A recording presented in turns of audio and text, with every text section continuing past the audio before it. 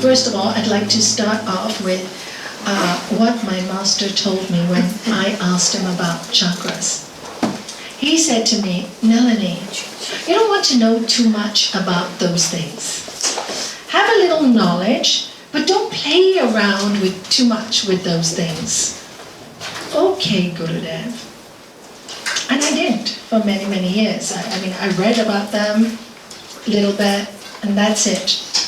But I have seen in the last 15 years, so much information is coming up about the chakras that people may be using the information wrongly, or incorrectly, or without guidance. So I decided, yes, now we need to talk about chakras, because at least if you have an understanding of it, then you know what's happening in your body and how to maybe even fix it yourself.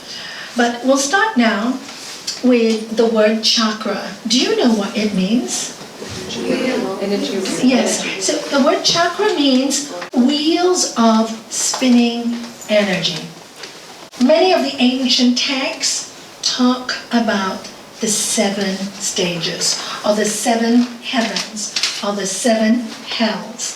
For me, hell and heaven are on this earth. And I think after that, we don't know. I just know as you think, it becomes.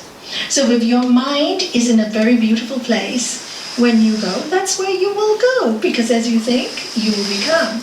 And if your mind's not in a good place, you will maybe come back to an existence where you are in not a very nice body, or you come to parents that will make you maybe have a bad childhood. But it's not because of them, it's because of your state of mind.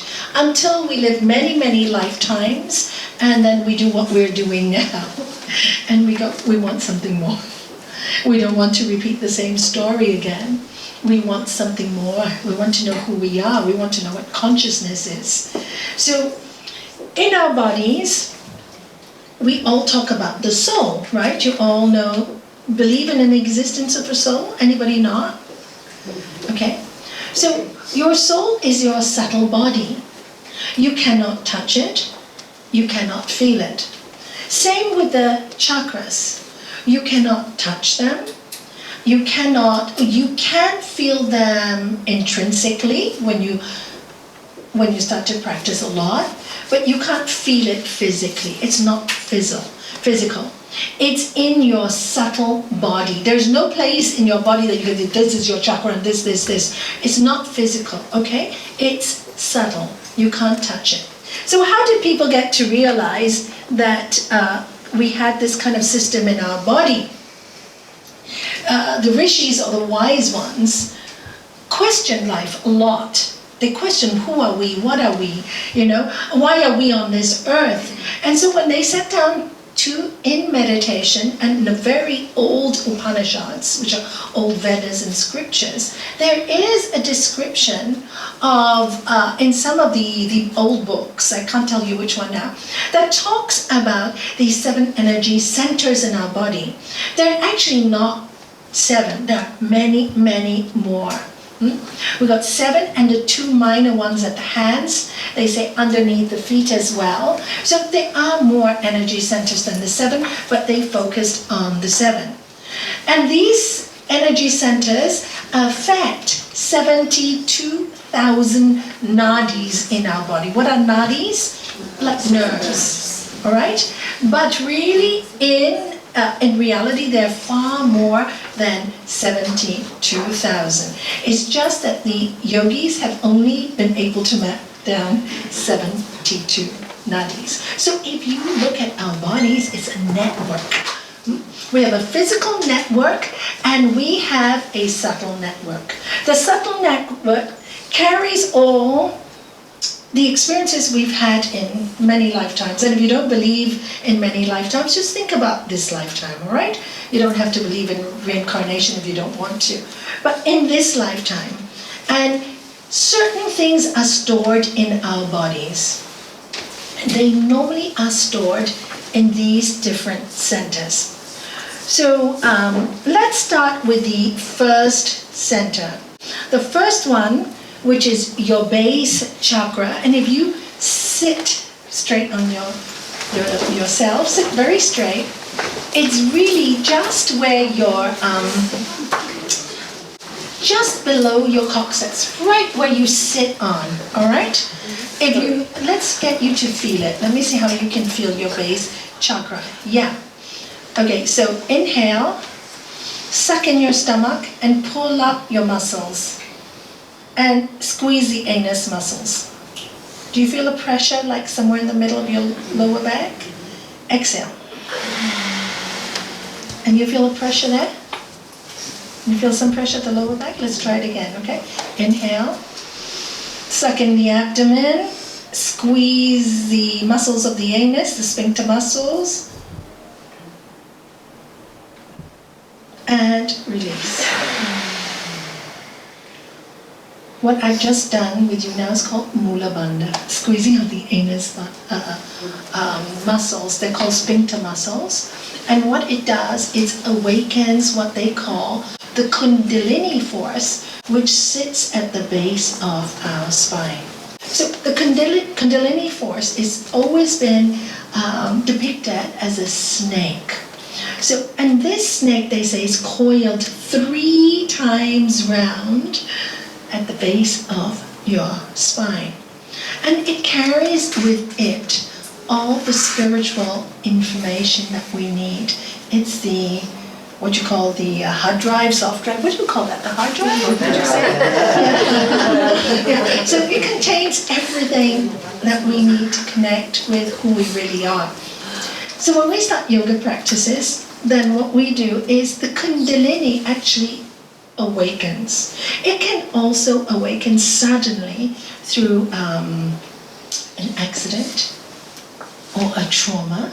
Suddenly you look at life very differently. Suddenly everything changes in your life. That's when Kundalini can awaken without practices. You know, I've seen many people when they faced a terrible trauma like a death of a loved one.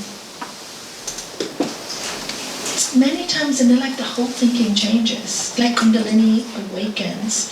And I've seen many of them just go into spirituality, thank God, because I don't know how they do it without it. And they go into a totally different frame of mind. And many of them, when the Kundalini surges forward, they start to see life as surreal, okay? Surreal. Nothing, like a shock will make you feel nothing is real. Any of you gone through a shock in your life? A trauma? Something traumatic? And after it doesn't everything seem so unreal? It's like you're watching yourself, but you're not really existing. You're watching everything going on, and you feel a little anxious because you don't know what's going on. You're watching, but you're not really there. It can make you feel quite nauseous, quite sick because you don't know what's going on. All right? It makes you feel very surreal. And that's why after a trauma, most people feel very nauseous because they actually step out of their bodies. It's really a protection to help us deal with the trauma. But because we don't understand it, it's actually a kind thing. We start to think, oh my God, what's happening to me? I got the trauma and now I don't feel like I'm in my body. I feel everything is surreal. You feel very scared. So you just develop anxiety. To see yourself outside of your body, that's why Sri Patanjali says, take your time. Slowly, when you are ready, my master always used to say, then things will come to you. Don't force the Kundalini rising. Now you have all this Kundalini yoga. Let's waken the Kundalini quick. I want to get there quick. There's no shortcuts, my friend. And it's dangerous. Shortcuts are dangerous. So when you are ready, things will happen naturally. And when you're not ready, wisdom, you'll be within a sphere where somebody will tell you not to worry, that what you're doing is right. If you do it in sincerity, you will always get help. That's what I've noticed in my life. But if you go do it for ego, I want to show everybody I'm enlightened, my God, you may be running for a bumpy ride through life because it's quite scary. And I've seen many very intelligent people start yoga practices and they think they know it all very quickly and they have a Kundalini crash and they go into deep depression, they start to get nervous and they don't know what's happening to them. I've seen many in the last 3 years. But slow and steady. Don't try and be at the top so quickly. Take your time. What is the goal anyway? What is your goal? Peace. Remember that. Stick to that. Why are you studying all this? So you can intellectually understand and become your best doctor and know what's happening to you emotionally, physically, and then you can help yourself. Then you know what kind of medicine to get. Sometimes the medicine might be a massage, sometimes it might be acupuncture, sometimes it might be going to just a doctor. You don't know what your medicine is till you know yourself well, all right? Because many of us go for the wrong medicine for the wrong thing, okay?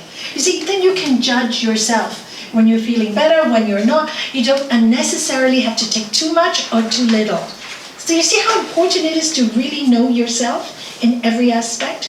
So this is the root chakra, and it's called mooladhara. Can you say it? Mooladhara. Which means root, getting to the root.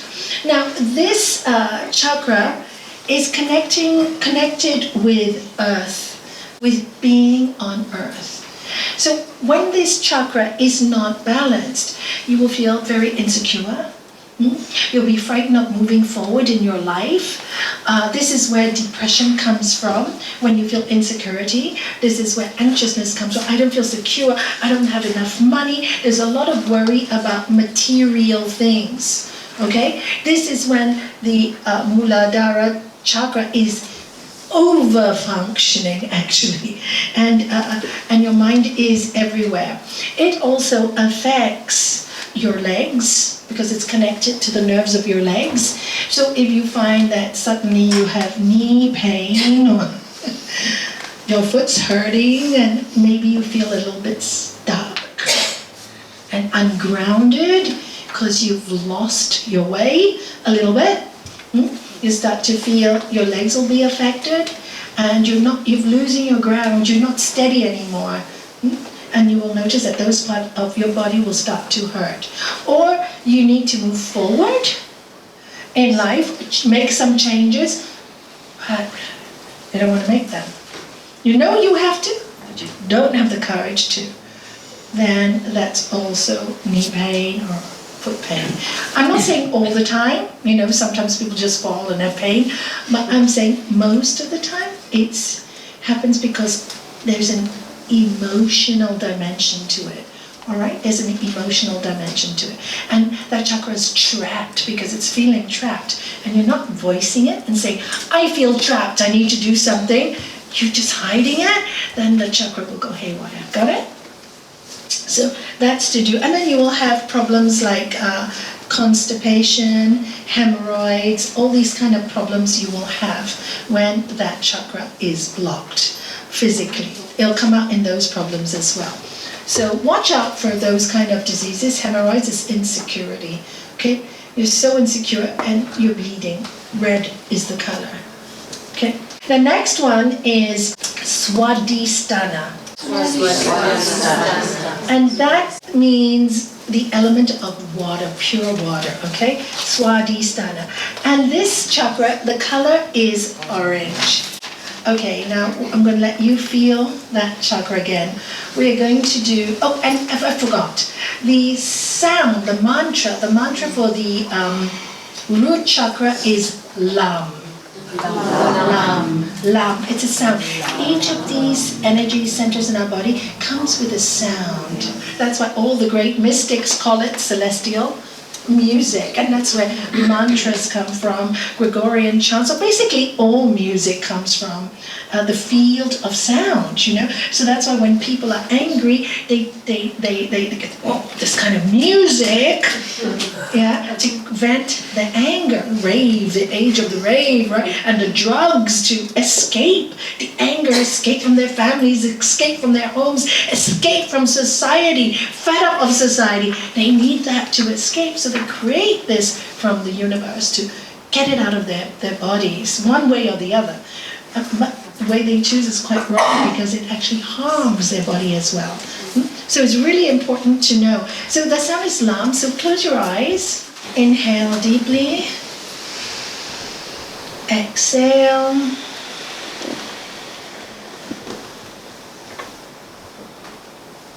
And repeat with me. Lam, lam, lam, lam, lam, lam, lam, lam, lam, lam, lam. Open your eyes. Open your eyes. Do you feel where it felt? Yeah, did you feel that much? Okay, the next one, so while we're doing it, is vam. The sound is vam. Okay, close your eyes. Inhale. Exhale. Vam, vam, vam, vam, vam, vam, vam, vam, vam, vam, vam, vam, vam, vam, vam. Open your eyes. Did you feel where you felt it? How clever. No, they're so clever. So just by doing this, you can really help yourself. So if you feel a blockage in your lower chakra, insecurity, just keep repeating that mantra that day. Do you know what Vastrika is, all of you? It's a forced inhalation and a forced exhalation. So it's quite strong.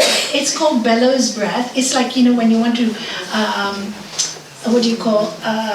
ignite a fire, you just use the bellow, right? So it's the same thing. You're igniting the fire of your digestive system, your entire body. You're forcing that Kundalini energy upwards, and then you're burning up all the debris, all the toxins, all the energy that is stuck in that area. It's like, plumbing. You're plumbing, okay? So let's do Vastrika. Inhale.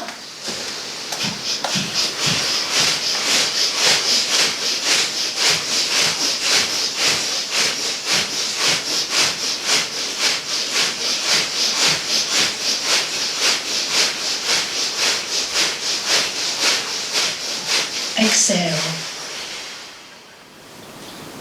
Open your eyes. If you're really focused and concentrated, you can feel those 3 chakras moving already. You can feel a movement, especially at the base. So close your eyes. See if you can feel anything.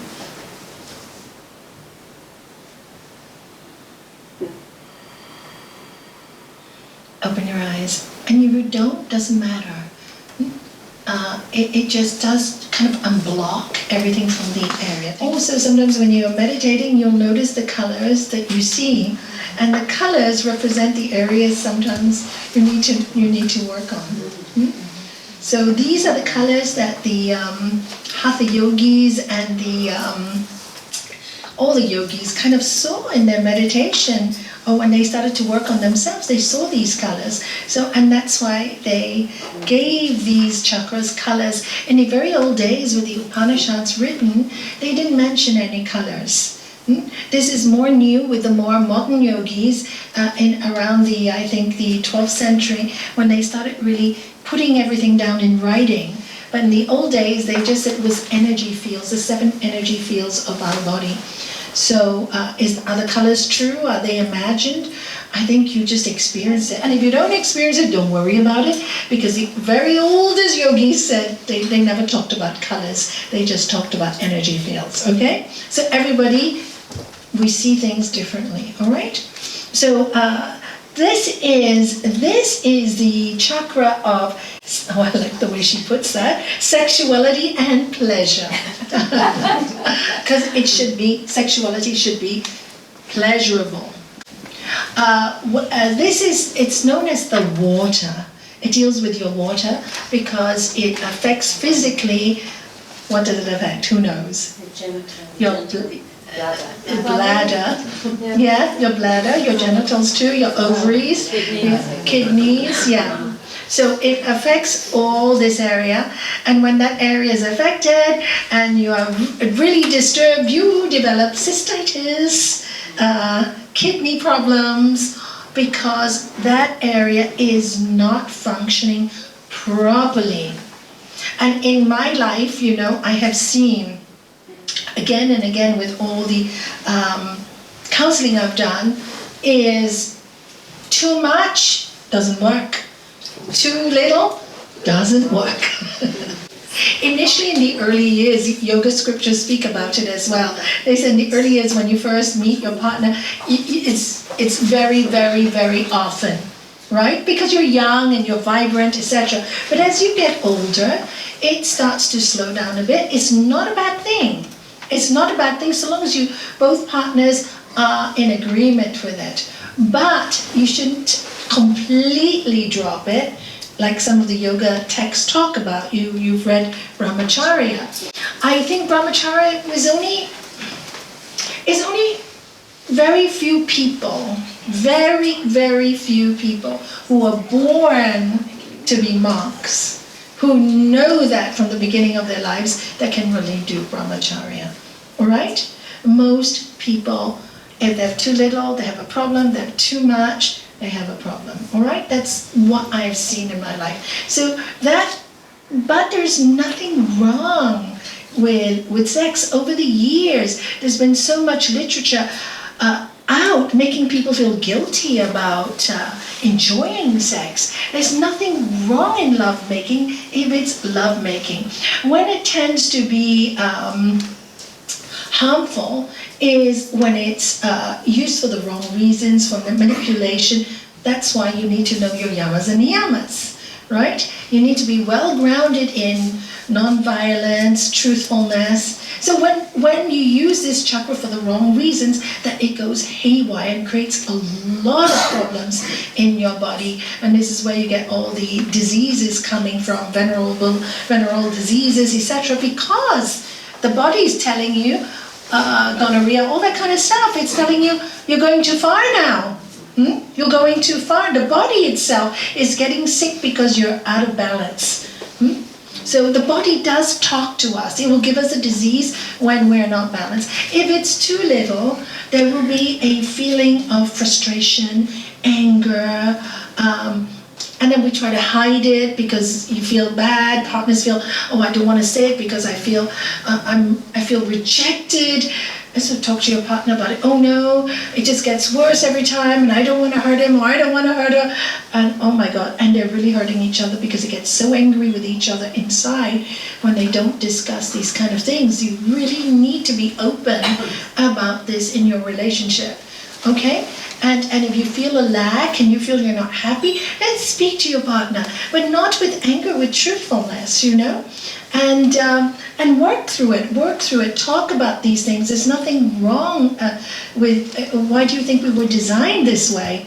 Because God wanted to know pleasure through you, but in a very loving and beautiful way, and not in the way that it's abused today. Is really abused. You know, what's the biggest cause of problems today? So much adultery, you know, so much adultery. Why? Because I want to have fun for one night. No thinking and the consequences and the harm it will do to somebody else.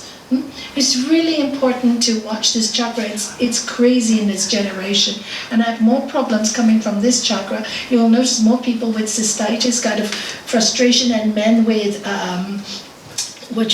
cancer, prostate cancer, and all that comes from that chakra. All those problems come from that chakra.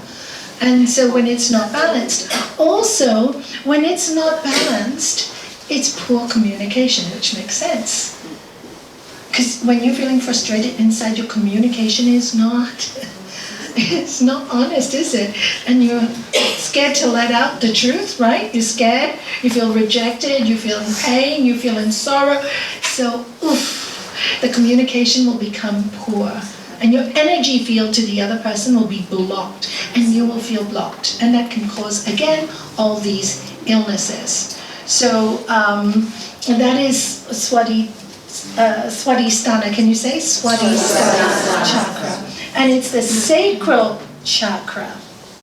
And here it says, I like this, our connection and ability to accept others and new experiences. Location is lower abdomen. It affects your reproductive organs, kidneys, bowels, and immune system as well. And immune system. So this is the chakra of pleasure. Enjoy your lovemaking and offer it to the divine. Okay? And Yes. also it says sometimes that it's creativity, no? When it's Yeah. balanced. Yes. When it's balanced, because when you're excited in your life and you feel satisfied, right? And you see two people when they come to me, when they feel satisfied and they have a good sexual relationship, they actually become very creative. They're both creative people. I didn't know how to judge. Yes, because there's kind of bounce to them. There's no frustration, there's no anguish. They become creative. It's quite a creative energy. Yes, absolutely. And you start being creative. Because you feel born again. That's why when people fall in love and they go, whoa, they feel so creative. They feel born again. This chakra's really moving. You can feel it moving. It's very obvious.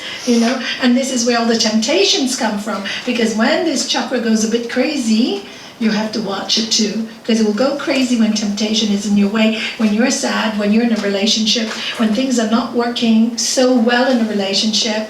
You meet somebody who's like very sexually active, for example, and you walk into their field, you will feel their energy moving, and they will move your energy, and they'll knock you off balance if you're not careful, all right? Because that chakra is super powerful. Okay, now the next one is manipura. Can you say manipura? Manipura. And it actually means jewel city or city of jewels. Now this is the halfway point. This is the halfway point in our journey to consciousness. You see, we start off being material, our body's material. We start off as babies and we're very much like animals, right? We just feed, that's it, and excretion, being fed.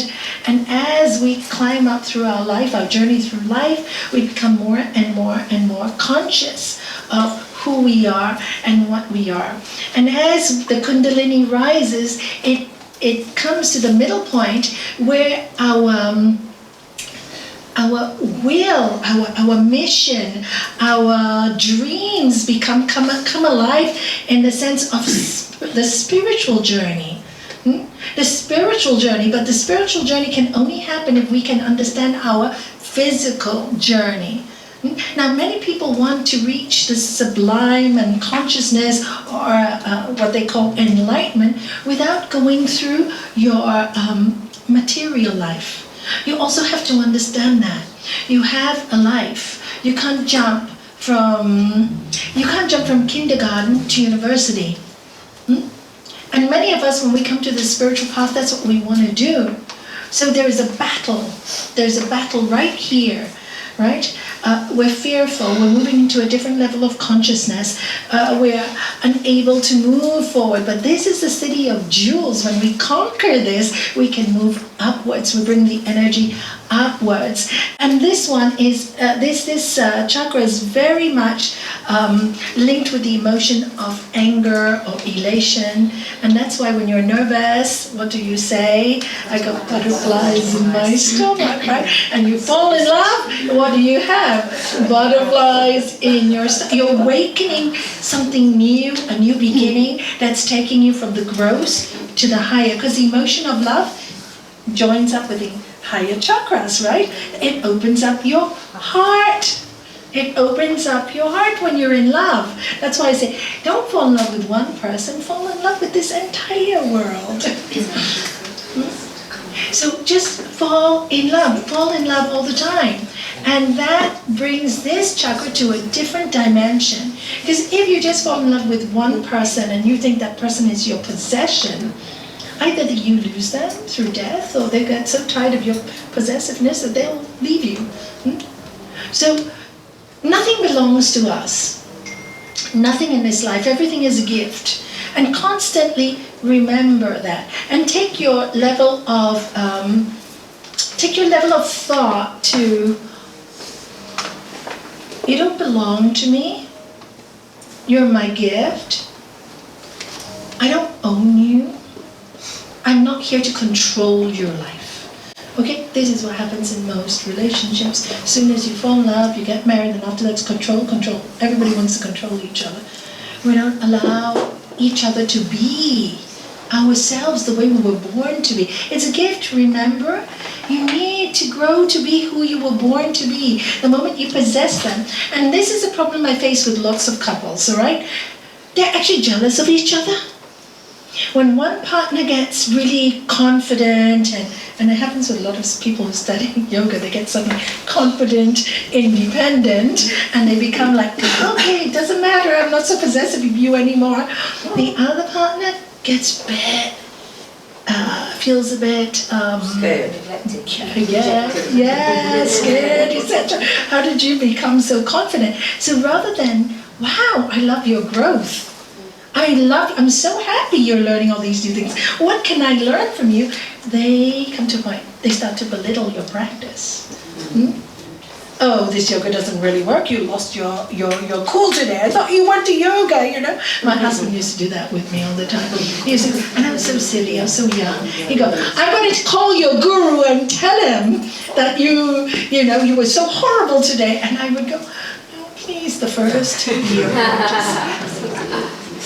The second year of practice, please, here's the phone, can you call me right away and let him know what I've done because I'm justified, There was a different feeling, One was nagging in the beginning because I knew I was doing something wrong.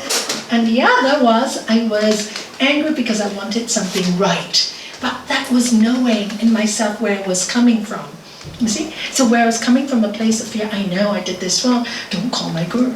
And in this place, I know I'm doing something right, call him, let's talk about this. So it's a real freedom. And you find that this chakra gets affected, the feeling of low self-esteem, etc., to the opposite person, or even in your journey, because all your thought patterns, as you become more conscious, start to change. You really do start to change. And if you are living around people who are not thinking like you can develop a very, you can start to become very insecure in yourself. That's why I say, once you go on a spiritual journey, not only me, all the masters have said the same, you need Sangha. You need people that think like you. Otherwise you get, is it really making a difference? Am I really walking the right path? Even though you've had many great experiences, you still doubt yourself if you are surrounded by people who are pulling your practice down. You will drown.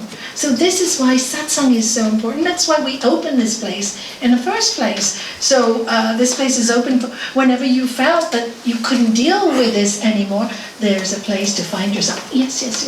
This is true. I know I'm going to die one day. I know I'm spirit. I know I'm consciousness. And I know I'm happiest.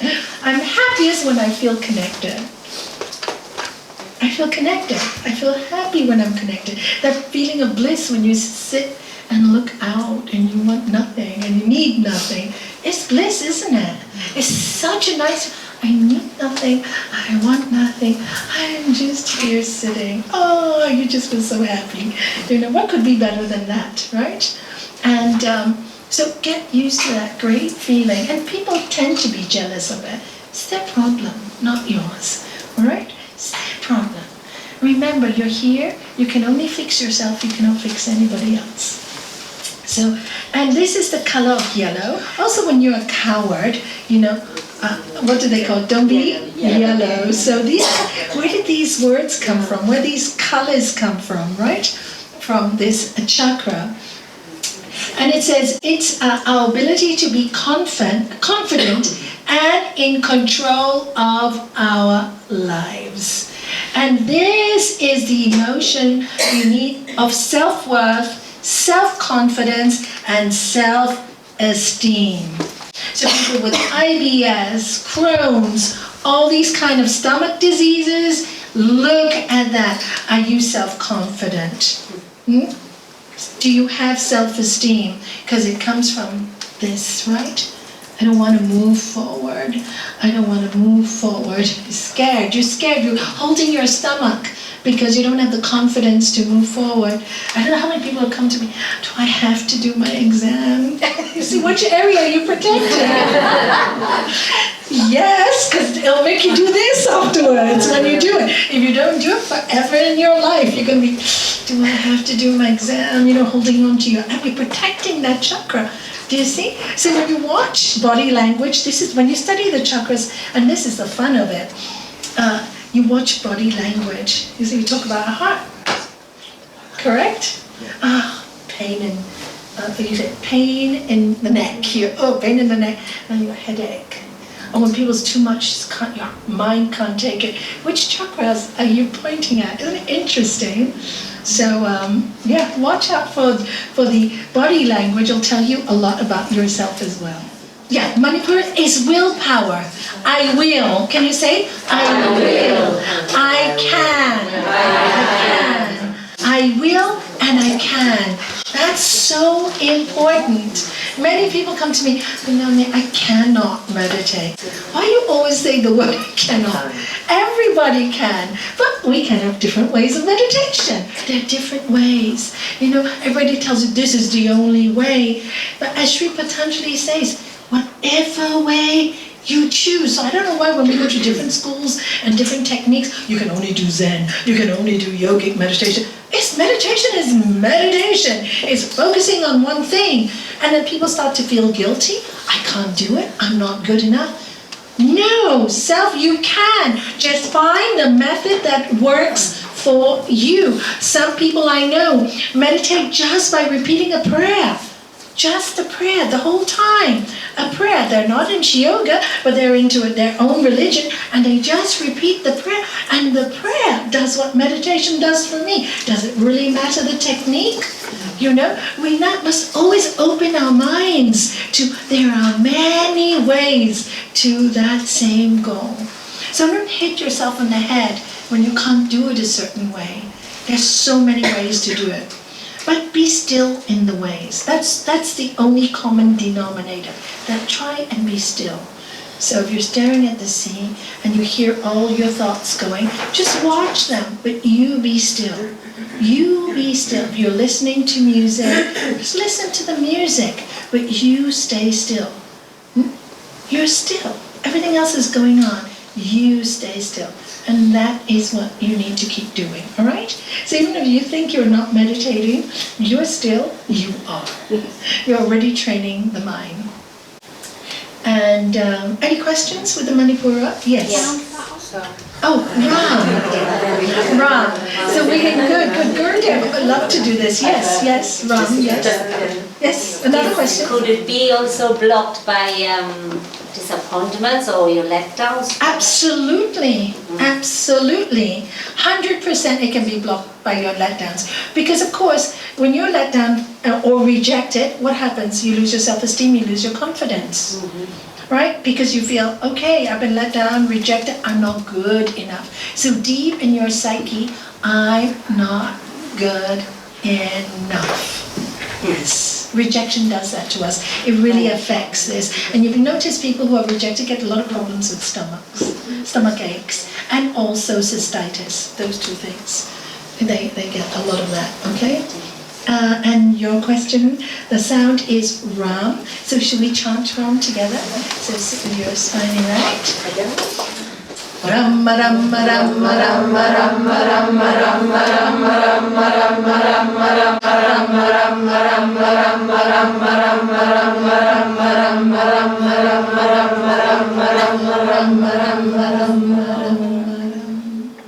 This is, and the element here is fire. So we got earth for grounding, we got water, and now this one is fire. This is the digestive fire.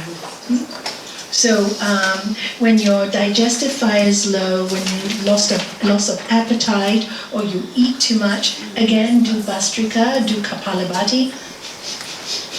It helps, it helps the digestive fire. And digestion as well?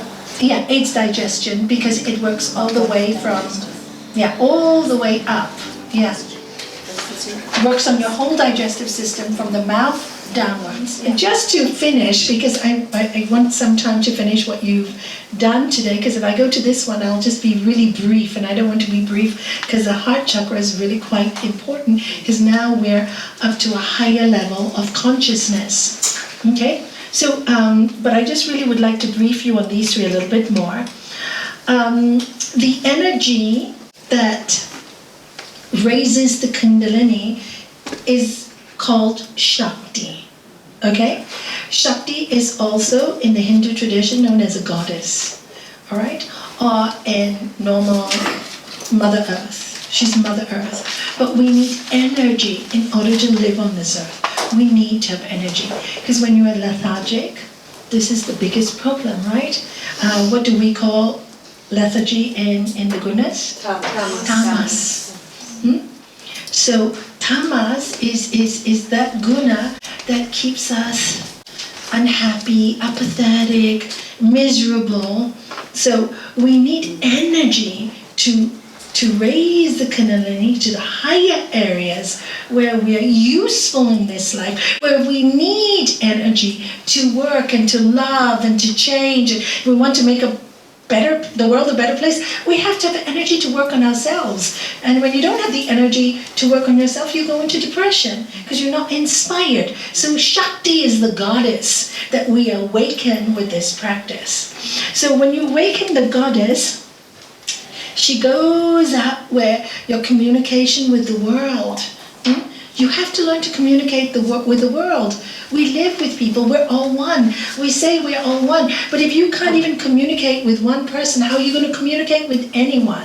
I'm not talking about good or bad relationships. There are many people have many relationships till they find the right one. That's okay. But learn that is your experience, understand it, and try to cause as little harm on the way as you can. This is why the grounding is so important, okay? There's no judgment, just ground yourself and see that. So then the waters in your body run well. When the bodies run well, the water runs well, then you get to the fire. So these are all elements in our body. We are made up of what? Fire, earth, water, fire, air, ether. Okay, and those go to the higher points. So we are made up of the 5 elements. So we need Shakti to bring us to the highest way, to the highest consciousness. And that higher consciousness, this top chakra, is called Shiva. So Shakti rises to Shiva. So in the Christian language, I would think God the Father, Mother the Daughter, and the Holy Spirit, the Kundalini. Okay, that's how I'd call it. But you could call it the Son. Son, Mother, that's called, the Christian Catholic tradition of the Father, Son, and Holy Spirit. But that's how I personally look at it. God the Mother, coming from earth, the Father, and the Holy Spirit that rises. But we're not understanding of ourselves. We can use this power wrongly and cause a lot of harm. So this is why grounding is so important. That's why I keep saying yama niyama, yama niyama.